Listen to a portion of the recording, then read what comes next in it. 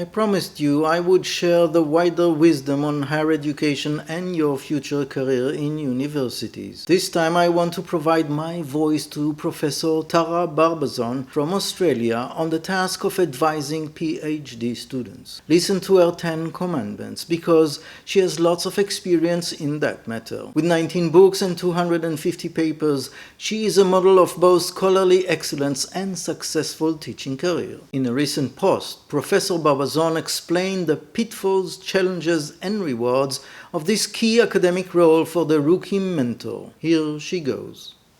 I receive strange emails. Some request money, sexual favors, or a reference. Thousands sent from students have outlined the failures of PhD supervisors. From this dodgy digital pile, one message remains in my memory. A young academic was outraged. He was so outraged that he used capital letters throughout the email. He was offended that I had written an article aimed at prospective PhD students that provided a guide to selecting a supervisor or advisor with care, ensuring that expectations, rights, and responsibilities are assembled at the start of their enrollment. He was outraged.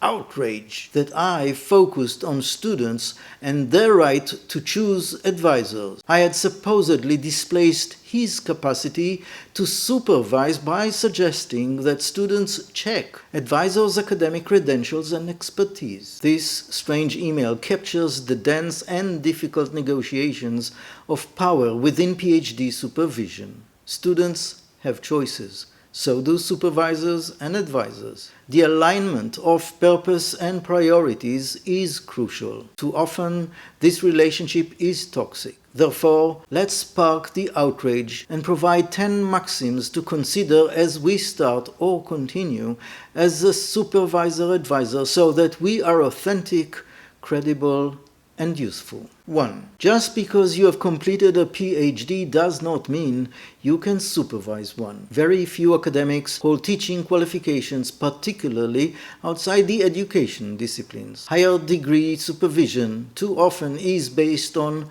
homology. We supervise as we were supervised, or more worryingly, we supervise how we think we were supervised. This strategy has never been effective, as confirmed by PhD attrition rates, somewhere around 50%. As the PhD student cohort diversifies to include more women, indigenous and First Nation students, rainbow students, scholars of color, students with disabilities, and a wide span of ages, homology is not only inappropriate, but destructive. My first 18 completions were all students under the age of 25. My next 30 were all over 40. Our students are changing. They will not put up with platitudes, excuses, or comments about the good old days. Experience is not enough. Expertise is required. Enroll in professional development courses. Learn how to supervise. Learn about doctoral studies. It is a burgeoning field of research. Do not assume that we know what we are doing because we graduated with a PhD. Simply because we drink milk does not mean we can run a dairy farm. In no other area of our scholarly lives would we generalize from a data set of 1. 2. Any academic can meet a PhD student. The skill is enabling the completion and submission of a quality thesis. It is very pleasant to supervise PhD students. They are bright people who work hard and think deeply. Yet these meetings in and of themselves do not ensure completion or that the research will reach the intellectual level required of a PhD examination. Do you know the intellectual standard required to pass a PhD in your discipline? In other words, can you read a student's close to completed thesis and know that it will pass? Can you locate the lines between major and minor corrections, major corrections and a revise and resubmit, and revise and resubmit and failure? Which disciplines encourage split decisions when examiners disagree? Do you know how the policies, procedures, and regulations of your institution shape and frame the PhD thesis that is sent to examiners? How does the digital submission of the thesis transform its preparation and examination? This knowledge is derived from learning about the doctoral policies and procedures in your institutions, reading a large number of doctoral theses and examination reports, and volunteering to be a viva chair or milestone assessor as often as possible. Talking to students over coffee or in a lab is important, but understanding the standard required for a doctoral thesis to pass with minor corrections is crucial. 3. Beginnings matter, so work hard in the first year. While the focus of the candidature from the first day must be on the examination, a short and successful enrollment is based on a powerhouse first year. Some of the most dreadful and longest candidatures I have seen have emerged from supervisors allowing students to wander about, thinking about their honors, masters, or capstone projects, drinking coffee and ambling through conferences while complaining about their lack of progress. The best candidatures begin as if the student is driving in a Grand Prix. Start your engines. Hammer to the first corner. It is important that students do not simply redo earlier projects. Find a subject area quickly and then render it discrete, manageable, and viable. If students can rapidly determine research questions, even if they are clumsy, then they have a focus. A strong first if or off enrollment gives students confidence. They can publish early in the project and start to gain meaningful feedback. 4. Assess the students' information literacy in the first month of their enrollment. 2 pathways connect a student and a supervisor. The first involves teaching a student through their undergraduate years, and they continue through to a PhD with you as their supervisor. The second pathway involves students selecting you to supervise their project from outside of your courses or university or country. Both modes of admission hold dangers, mainly involving assumptions about information literacy, academic literacy, and disciplinary literacy. Before my students start their supervision, whether I have known them for years or just begun a teaching and learning relationship, I ensure that they complete a PhD setup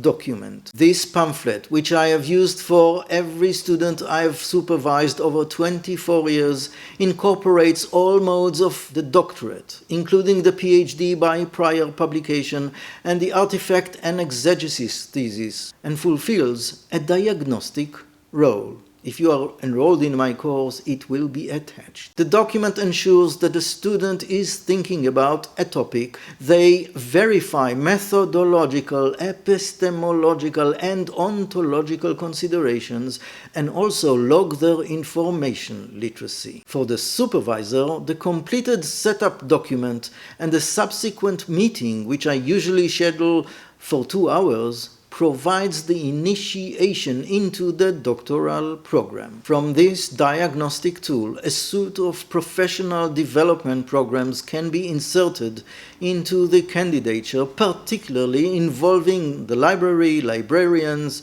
and information literacy. From this foundation, literature reviews, systematic reviews, and scoping reviews can emerge, which enable a rapid narrowing of the project and the development of research questions. 5. Assumptions kill doctorates. Students maintain assumptions about a PhD. So do supervisors. If these assumptions are not communicated and managed, students and supervisors move through the candidature misunderstanding each other. The resultant conversations are hooked into confusion, resentment, bitterness, and anger. Statements such as, "It's your PhD," and "Tell me what you want me to do next," that pepper the enrollment. The setup document and initial meeting replace assumptions with talking points about the right rights, responsibilities, and roles of supervisors and students. A clear, honest discussion about meeting frequency, feedback, modes of communication,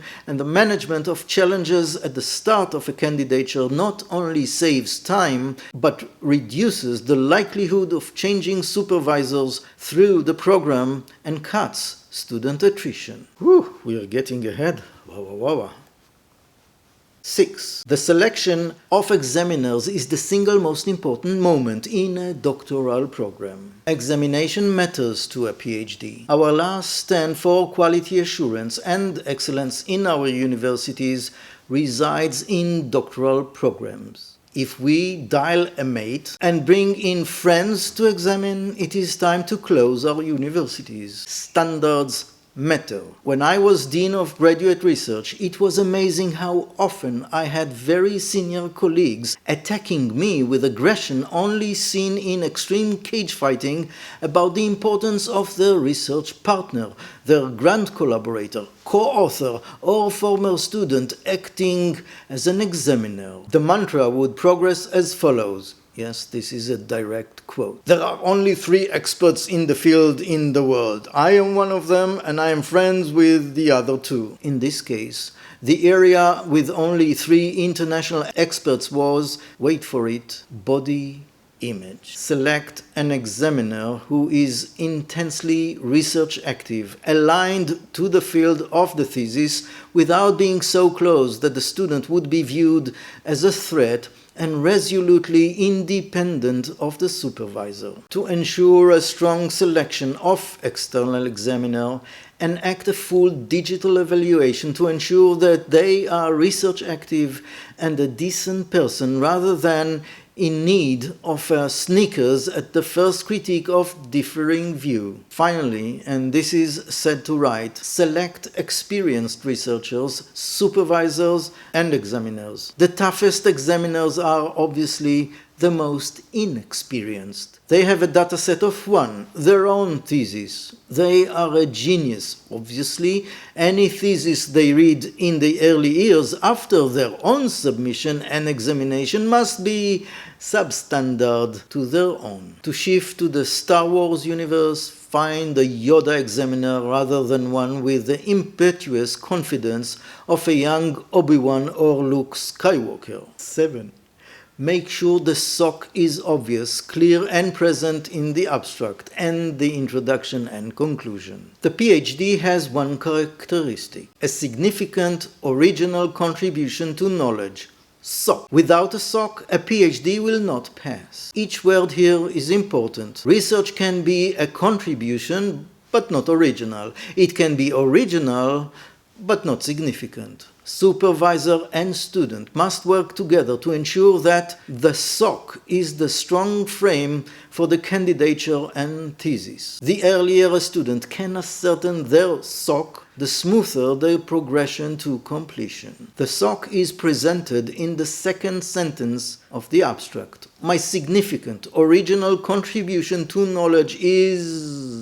As supervisors, we need to move the student into the space where they can complete this sentence as early as possible in their enrollment. Examiners are paid very little to assess a thesis. It is hard work. Think about an examiner reading a thesis while drinking a glass of Chianti. Therefore, in every chapter, a student must remind the Chianti-fueled examiner about the purpose of this chapter and how it aligns with the SOC of the complete thesis. Ensure that the abstract, introduction, conclusion, and every single chapter hook into the SOC. 8. PhD students are not your slaves, sexual partners, underpaid research assistants, or writers of your papers. One of the saddest memories of my academic career emerged in a meeting, obviously, when I had started as a dean of graduate research. Senior scholars, research heavyweights,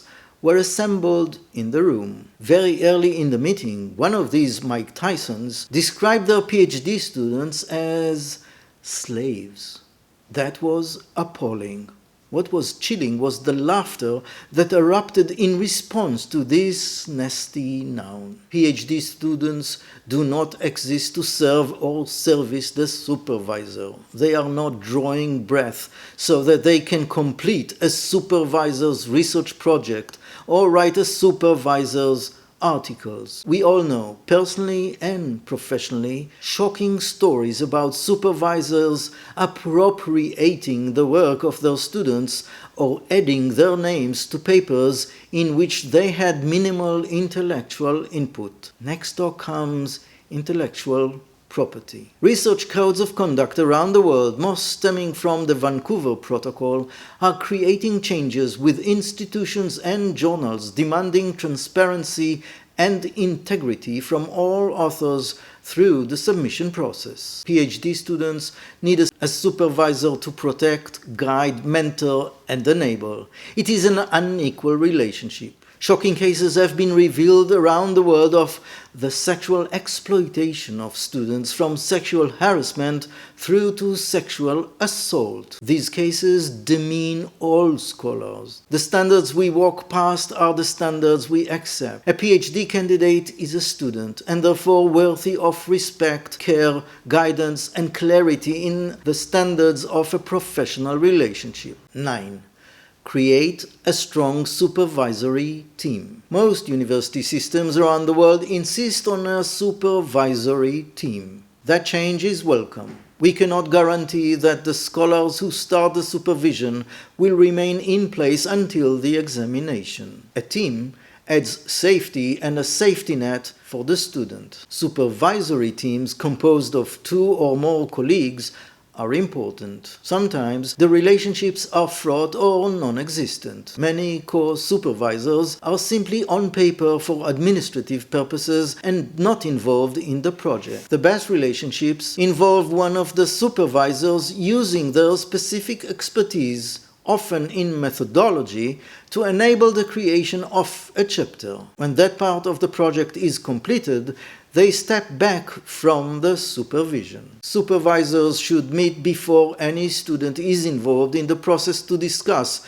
their expectations, hopes, and concerns about the project and the student. How often are meetings held? Who is involved in these meetings? How is feedback to be organized? How are disagreements, scholarly or otherwise, to be resolved? These questions must be answered and agreed on before the student is involved in the process. 10.